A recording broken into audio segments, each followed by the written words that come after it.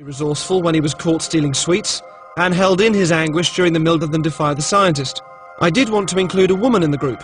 Jen was the only subject to take a long time to recover after the Milgram experiment, so I felt I shouldn't use her. Veronica didn't steal from the shop, so that left Vicky. Of all the subjects, she was the only one to have known the original Milgram experiment and call a halt to her involvement in it. Can I just say, I can't do this because I've heard of this experiment before. So I think she'll be quite interesting to use, although I don't know if she'll actually take the bait or not. Ali stole most from the shop, seems to be highly responsive, most outgoing, and seemed most happy to continue the experiment until he was stopped. Well, shouldn't it have made more notches on the thing? I'm sorry. Danny stopped the experiment, but in such an outspoken way that I suspected he would have real strength of character to bring out. It's not even reacting anymore. In a unique period, from the early 60s to the early 70s, a group of social scientists conducted a series of experiments examining the nature of human behavior and its relationship to social conventions and situations. In this setting, I allow things to be done to me that I wouldn't allow in any other context. The dentist is about to put an electric drill into my mouth. In this setting, I willingly expose my throat to a man with a razor blade. Stanley Milgram, one of the most influential social psychologists of the time, was particularly fascinated with the dangers of group behavior and blind obedience to authority. What is there in human nature that allows an individual to act without any restraints whatsoever, so that he can act inhumanely, harshly, severely, and in no way limited by feelings of compassion or conscience? These are questions. But he might be dead in there. The experiment requires that you continue, teacher. 330 volts. The experiments that Milgram and others conducted were controversial, and for ethical reasons may never be conducted again. Yet the results of those experiments remain groundbreaking, profoundly revealing about the tensions between the individual and society, and increasingly relevant to contemporary life.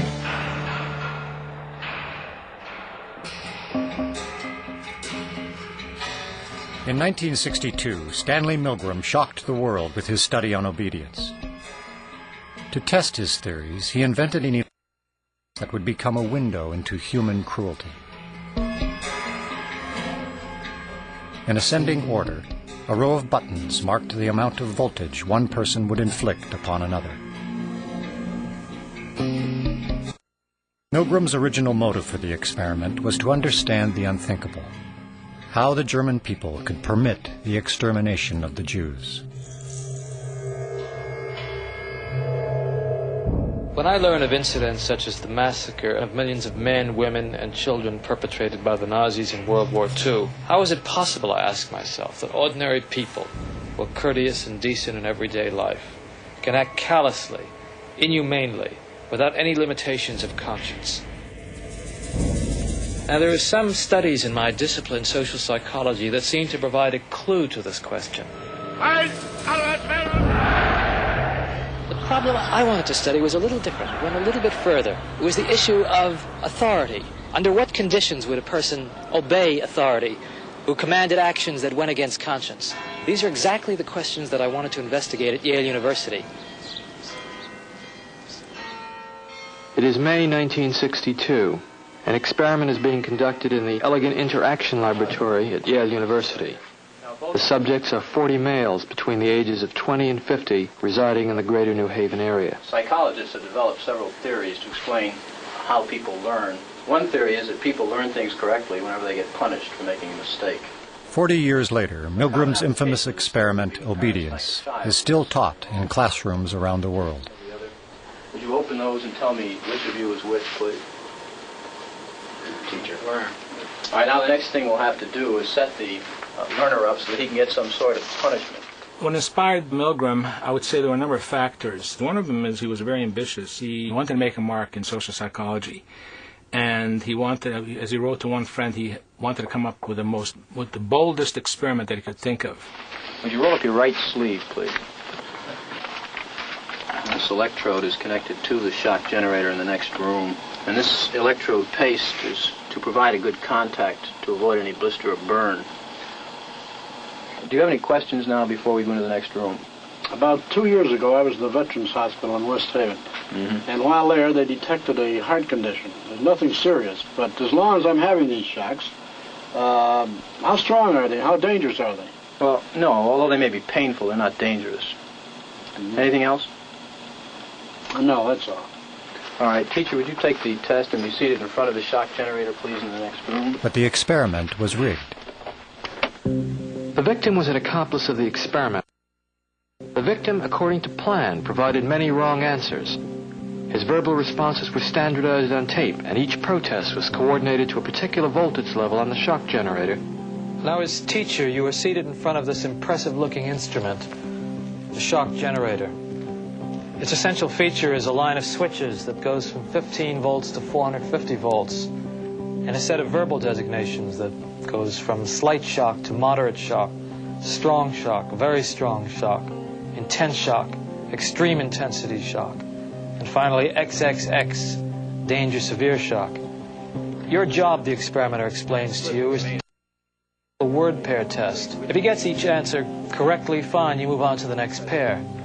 But if he makes a mistake, you are instructed to give him an electric shock, starting with 15 volts. And you increase the shock 1 step on each error. Incorrect. You'll now get a shock of 105. Hard head. Just how far can you go in this thing? As far as is necessary. What do you mean, as far as is necessary? Milgram was very much aware that obedience is a necessary ingredient for society to function. But he focused on the darker side of obedience. Incorrect. 150 volts. Sad face. Wait a minute. That's all. Get me out of here. I told you I had heart trouble. My heart's starting to bother me now. It's absolutely essential that you continue. You have no other choice, teacher. Oh, I have a lot of choices. My number one choice is that I wouldn't go on if I thought he was being harmed. Now, this man makes disobedience seem a very rational and simple deed. Now, other subjects respond quite differently to the experimenter's authority. Wrong. It's hair. 75 volts, Jim. You don't know. Please continue. Some psychologists were troubled by the ethics of it.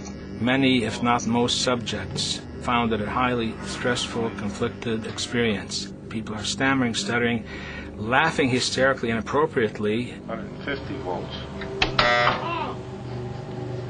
Experimenter. That's all. Get me out of here. I told you I had heart trouble. My heart's starting to bother me now. Get me out of here, please. Let me out of here. You have no right to keep me here. Let me out. Let me out of here. Let me out. Continue, please. Let me out of here. My heart's bothering me. Let Go me on. out. Let me out. Clearly, when we say people went to the top of the shock board, it wasn't like they were going blithely, sadistically. People went stop and go, stop and go. They were in a state of conflict, which created a tremendous amount of stress. So that was the main critique. This will be at 3:30.